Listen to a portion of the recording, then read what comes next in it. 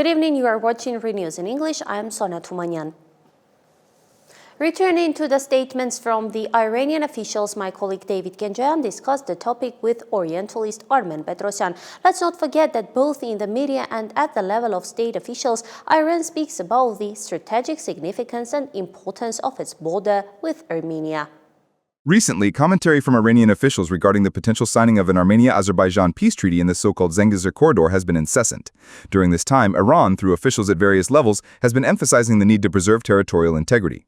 Ibrahim Rezai, the spokesman for the Iranian Parliament's National Security and Foreign Policy Commission, spoke to Iranian national television about the importance of Armenia for Iran and the need for peace in the region. We currently have a certain volume of trade with Armenia. We have excellent relations with both its government and the Armenian people. Within our country, we have Armenian compatriots who are truly supporters and defenders of this country. Why should we lose one of our neighbors? And this is also, on the other hand, considering their behind-the-scenes maneuverings, the Zionist movements, the claims of neo-Ottomanism that they keep repeating in the region, for these forces to unite. And in reality, if this Sunik, which is a province bordering us, is lost, if sovereignty over this corridor is taken from Armenia's hands, it will go against our national interests. According to Orientalist Armen Petrosyan, Iran's activity is driven by its desire to restore its damaged prestige, at least at the diplomatic or political levels. It is obvious that after this action by Israel and the United States, one can confidently call it a war. After this war, Iran suffered a significant blow both in terms of prestige and strategy. Naturally, Iran's adversaries are taking advantage of this, and now Iran's increased activity in our region is an attempt, at least at the diplomatic, political, and propaganda levels, to preserve its prestige and influence and to prevent its adversaries from taking advantage of the situation.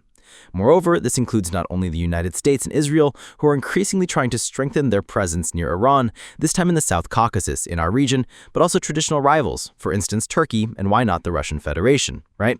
So Iran's increased activity, in my assessment, primarily pursues these goals. One of Rezai's interlocutors, Alauddin Barujuni, a member of the same parliamentary committee, notes that Tehran has repeatedly conveyed its firm position to Putin and Erdogan.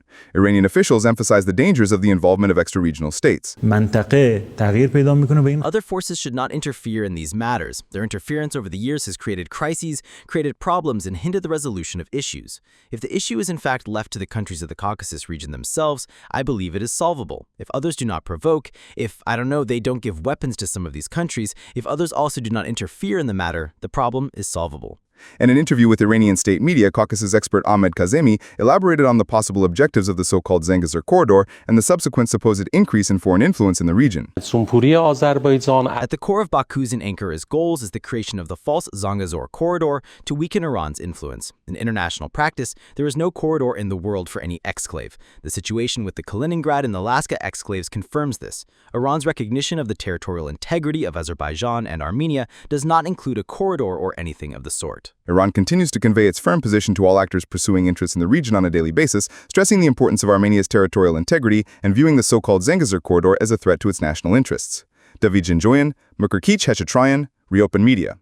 In statements and interviews, Azerbaijani officials are voicing illogical and improbable demands and conditions towards Armenia. Let's look at some examples. While the dissolution of the Minsk group is a specific process, the demand to change the Armenian constitution, allegedly because it contains territorial claims against Azerbaijan, is one-sided, given that the neighboring country's own constitution is not free from expansionism. Added to all this is the fervent spirit of Azerbaijan's struggle against revenue in Armenia. Anna Harutyunyan's report is about this very sentiment. Armenia must pay attention to its own society, advises Hikmet Hajiev, assistant to the president of Azerbaijan from the neighboring country, noting that there is a new wave of revanchism in Armenia. These periodically repeated messages find an echo in Armenia, where 120,000 people deprived of their homeland are fighting for their right to return. 120,000 people have been made homeless, deprived of their homeland, and one day these people must return. Now, is that return revanchism or a civilized return? That is already a matter of terminology. We must return. Hajiev calls it revanchism. That's his problem. Hajiev is afraid of this. Azerbaijan is afraid of this. And they want to prevent the restoration of justice, which must happen sooner or later. The absence of such sentiments in Armenia would be abnormal. If the goal is to return, then that is normal. The Azerbaijani side calls the negotiations between Armenia and Azerbaijan a civilized dialogue that is in the hands of the two countries. Neither Russia, the EU, nor the US are present. Political scientists constantly remind that mediators are necessary to monitor the implementation of agreements. According to the doctor of history, the bilateral nature of the negotiations stems from their overall propaganda logic. I don't see any civilization. What does civilized mean? That they don't turn it into a boxing ring and don't hit each other. Is that probably what he means? In reality, this also creates the corresponding propaganda background to ensure mediators are not involved. And in these negotiations, mediators must absolutely be involved, because without mediators, Armenia in its current state simply will not withstand Azerbaijan. Azerbaijan's accusations of revanchism against Armenia, in the historian's observation, are perceived as a reflection of Baku's own revanchist approach, constantly setting conditions for us. In these circumstances, Armenia faces the question, are these not new pressures from Baku? What does it mean, change the constitution, so there is no revanchism? Then after the constitution, they will say that in order for there to be no revanchism, the 300,000 Azerbaijanis who left Armenia in the late 80s must return. This is while twice as many Armenians were forcibly displaced from the territory of Azerbaijan. While the Azerbaijanis from the territory of Armenia receive compensation by moving to other settlements, the Armenians living in Azerbaijan receive no compensation whatsoever. The historian repeats that ensuring the return of the people of Artsakh and receiving guarantees for them to live safely on their own land must be the minimum program for our people. Anna Haratunyan, ReOpen Media. While the world's attention is focused on Palestine, I'll note from Armenia's official news feed that on July 29, the Deputy Minister of Foreign Affairs of the Republic of Armenia, Vahan Kostanyan, met with the State Minister for Foreign Affairs and Expatriates of the State of Palestine, Varsen Aghabekyan. The meeting took place in New York on the sidelines of the ministerial conference dedicated to the peaceful settlement of the Palestinian issue on the basis of the two-state solution. The interlocutors addressed the course of bilateral relations and exchanged views on possible joint programs. The participation of Palestinian diplomats in the training program for foreign diplomats conducted by the Diplomatic School of Armenia was noted with satisfaction. Vahan Kostanyan and Varsen Aghabekyan also exchanged views on the ongoing processes in the South Caucasus and the Middle East. By the way, relations between Armenia and Azerbaijan will be discussed at today's meeting of Turkey's Security Council. And Manhibar.am reports that the Security Council meeting will address the periodically escalating tension between Armenia and Azerbaijan in the South Caucasus. The export of Armenian brandy has turned into a drop of honey story. Minister of Economy Gevorg Babayan recalled that during his visit to Georgia, an agreement was reached to create a working group comprised of representatives from Armenia's Ministry of Economy and Georgia's Ministry of Agriculture and Environmental Protection to resolve the problems that had risen with the export of the Armenian cognac. He confirms that a working group has essentially solved the problem. Babayan made a post noting that according to data provided by his Georgian counterparts, 27 vehicles loaded with cognac left the Georgian Gezi customs point during the day, while one vehicle did not pass the inception. The conclusion from this is that over 96% of the bottled cognac exported from Armenia is of proper quality. The minister thanked the Armenian cognac makers for their patience and for producing a high-quality product. Even whales were affected by the 8.8 magnitude earthquake in Kamchatka. The building of a kindergarten in the city of Petropavlovsk, 150 kilometers from the earthquake's epicenter, collapsed. Immediately after the tremor, a tsunami struck the Kamchatka Peninsula and Japan's Hokkaido Island. There are no fatalities, only a few people have sought medical attention. And the small miracles that happen during natural disasters are doubly heartwarming. An Armenian doctor in Kamchatka did not panic during a powerful earthquake and successfully delivered a baby, writes the Shah Telegram channel. In the delivery room were the doctor Meher Adamyan, the 40-year-old mother, her mother, and another doctor. The family is preparing to petition the local authorities with a request to nominate the doctors for a state award. This footage was filmed during the Kamchatka earthquake as doctors worked to keep a patient on the operating table steady. The Kamchatka Peninsula was shaken by its most powerful earthquake in 70 years.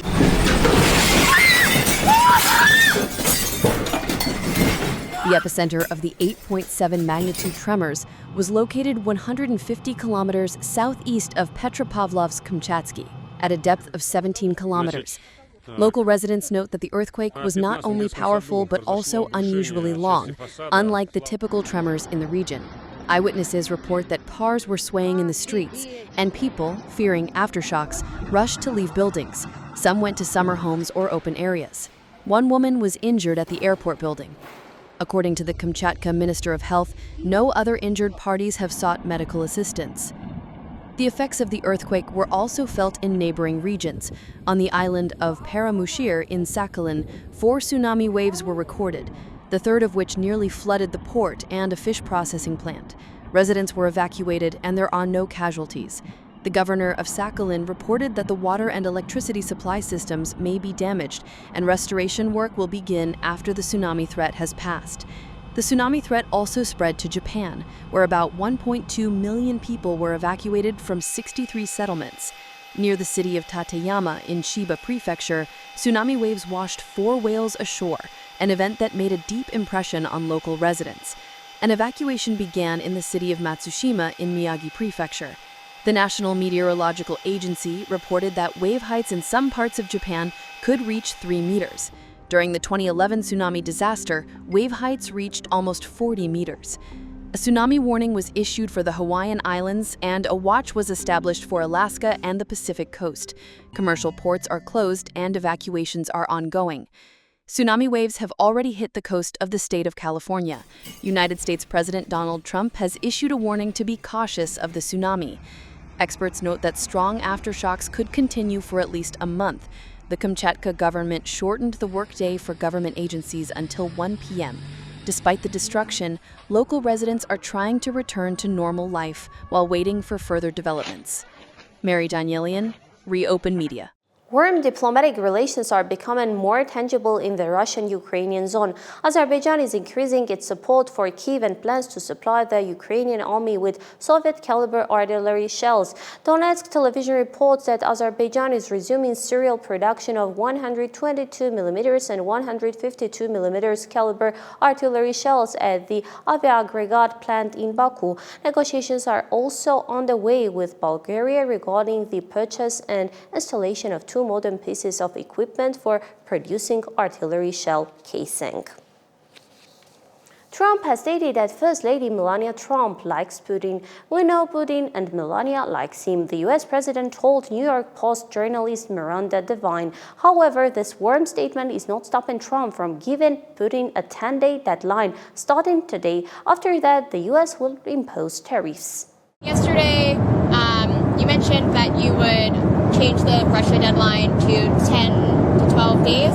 Has that started yet, or when can we, see the official statement that is the new deadline? I'll tell you what. I'll give it to you now. Do you want a big scoop? Yes, please. Everybody else, close your ears. Okay, you ready? I'm ready. 10 days from today. Got it. Okay. Got it. Good. How do you communicate? We have a scoop. Thank you. And then, we're going to put on tariffs and stuff, and I don't know if it's going to affect Russia, because he wants to obviously probably keep the war going. But we're going to put on tariffs and the various things that you put on. It may or may not affect them, but it could.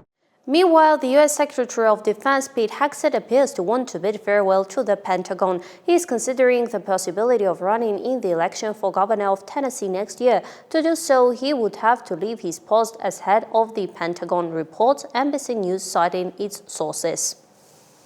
Once again, dead and wounded, with the number reaching 18. This is the result of a Russian missile attack on a training unit of the Ukrainian ground forces. The Russian Ministry of Defense reports that the 169th Training Center for Strategic Reserves of the Armed Forces of Ukraine, located in the Chernihiv region, was hit by missiles with cluster and high explosive warheads. Intelligence data reveals that Ukrainian losses amounted to 200 service members. Noteworthy events from the international news feed are in David Genjoyan's report. Overnight and this morning, 25 people were killed in Ukraine from Russian airstrikes, including 16 prisoners at the Bilanki prison in Zaporizhia, 5 people in a humanitarian aid queue in the Kharkiv region, and 3 in the Dnipropetrovsk region. U.S. President Donald Trump has confirmed an August 8th deadline for Russia to agree to a ceasefire, otherwise threatening severe sanctions, while Ukrainian President Zelensky has called for tough sanctions to force Russia to stop the killings. Ukraine attacked Russia with drones, killing 2 people. Trump has warned India of up to 25% tariffs on its goods if a trade deal is not finalized by August 1st, criticizing India's high tariffs. Negotiations are ongoing with obstacles in the agriculture and dairy sectors where India is protecting its farmers and the U.S. is demanding market access.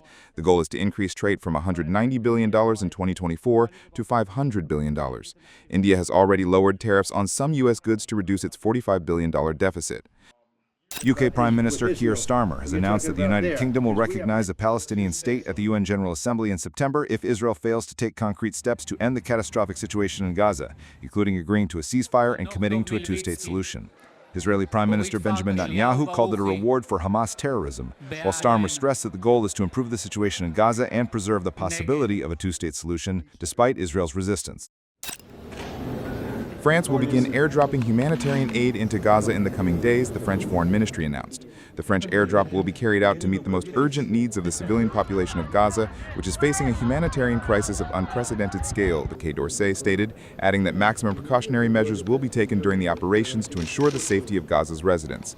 It is noted that France is also working to deliver humanitarian aid by land, although this requires Israel to open the border crossings. David Janjoyan, ReOpen Media. And finally, a drop of kindness. The Environmental and Subsoil Protection Inspection Body reports that servicemen from the Ministry of Defense have rescued a beer cup that was found exhausted and helpless in the Vayotzor-Ararat border zone. For more updates, follow us on YouTube, Telegram, Instagram, X, and Facebook. Daily news and full coverage are available on our official website. I am Sona Tumanyan. Stay informed with ReNews.